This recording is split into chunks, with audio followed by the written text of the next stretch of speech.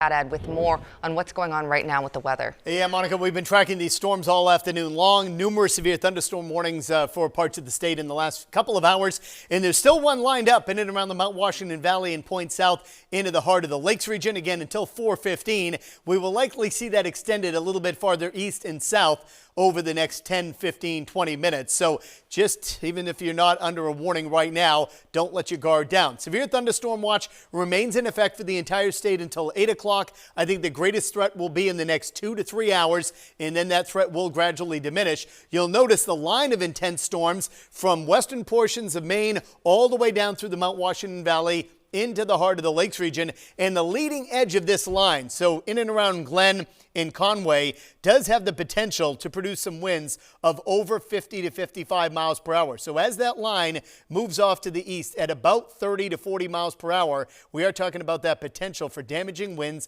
and some large hail. So seek shelter as these storms come on through. It extends just to the east of, say, downtown Plymouth and moving in, say, the Route 93 corridor off to the east towards Sandwich in the next 10 to 15 minutes, and that line extends into southern Vermont. Not as intense south of Alstead. However, we may see the storms fire up again as they approach the Monadnock region within the hour and the rest of the Merrimack Valley from Concord Point south after 5 o'clock this evening. So as any storm does move on through, seek shelter indoors, preferably in the lowest interior room of your home, and stay away from windows. Again, our storm headlines: strong storms likely into about 7 or 8 o'clock this evening, with gusty winds that could produce some damage, large hail, and very heavy rain that could pond up the roads. Once again, that watch is up until 8 o'clock. We'll be back at the bottom of the hour with another update on the warnings and the watches, the latest Doppler radar, and more. But you can get a lot more on our website and, of course, on our mobile app.